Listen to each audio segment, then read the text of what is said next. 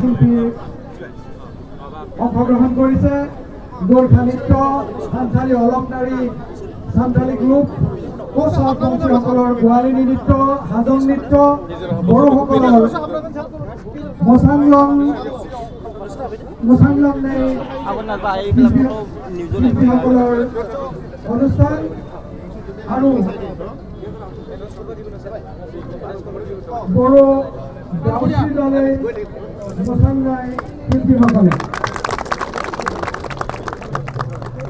আমি আনুষ্ঠানিকভাৱে এই সাংস্কৃতিক শোভাযাত্ৰা কৰিবৰ বাবে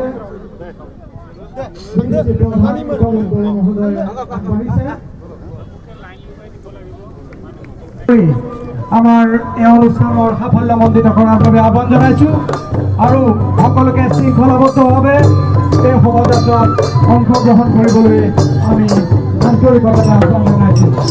আমি সকলোৱে জানো আমাৰ বাক্সা ডিষ্ট্ৰিক্টখন সাংস্কৃতিক দিশৰ পৰা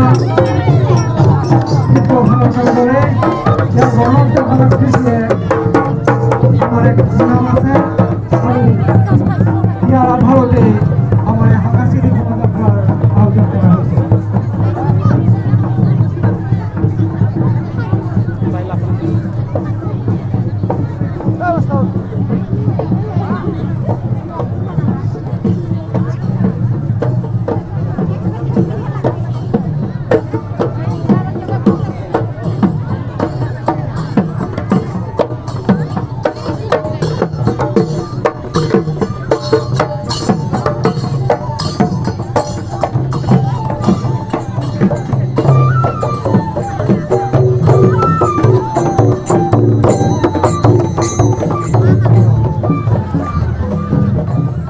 কিবা এটা সমস্যা হয়, এই সমস্যা সমাধান কৰাৰ কাৰণে ডিপ্ল'মেটিকেলি দুইটাই কাৰ্যসূচী দেশ বিদেশতো চলে।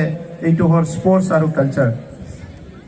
সংস্কৃতিয়ে জাতি জনগোষ্ঠীৰ ভিতৰত বিভিন্ন ছেকশ্যনৰ ভিতৰত যদি কিবা এটা গেপ আহি যায়, এইটো সাংস্কৃতিক কাৰ্যসূচীৰে এইটো পূৰণ কৰিব পৰা যায়। আমাৰ স্বনামধন্য গীতকাৰ সাহিত্যিকসকলে কৈ গৈছে, একোটা জনগোষ্ঠীৰ কাৰণে ভাষা সংস্কৃতি আয়ুস ৰেখা বুলি কৈ গৈছে। দিব পাৰোঁ, খেলুৱৈসকলক ভাল পৰিৱেশ দিব পাৰোঁ, খেতিয়কসকলক আমি ভাল পৰিৱেশ দিব পাৰোঁ আৰু সমাজৰ সবচে পিছপৰা শ্ৰেণীৰ যিগিলাসকল আছে, আজি যিসকলে মিনিট ছেকেণ্ড ঘণ্টা তিলকে জীয়াই থাকিব লগা হৈছে, সেইসকলক যাতে আমি নিজে গৈ সহায় কৰিব পাৰোঁ তেনেকুৱা এটা পৰিৱেশ গঢ়িব লাগে। আপোনালোকে আজিৰ পৰা চিন্তাটো সলনি কৰি দিয়ক। এতিয়া ডেপুটি কমিশনাৰ আমাৰ BTCত আহি গ'ল। আগত ডেপুটি কমিশনাৰে ইয়াত ল এণ্ড অৰ্ডাৰ চাই আছিলে, ক'ৰবাত মাৰামাৰি হৈছে, কাজিয়া হৈছে, কিবা হৈছে, ইলেকশ্যন হৈছে, সেইখিনিহে চাই আছিলে। কিন্তু এতিয়া আজিৰ পৰা 4 দিন আগৰ পৰা ডেপুটি কমিশনাৰ আমাৰ উন্নয়নৰ কাম কাজত ডেপুটি কমিশনাৰ জড়িত হৈ গ'ল। এইটো পুৰা মানে এটা নটিফিকেশ্যন ওলাই গ'ল। গতিকে আজি আমাৰ ইয়াত ব্লক অফিচত কি হৈছে, ইয়াত মানে আমাৰ বিভিন্ন অফিচত DTO অফিচত কি হৈছে, মানে এডুকেশ্যনৰ DO অফিচ আছে, BO অফিচ আছে, এইবিলাকত কি হৈছে সব আজি আমি চবে ইয়াৰ বিষয়াসকলে মিলি পেলাই আলোচনা কৰিব লাগিব।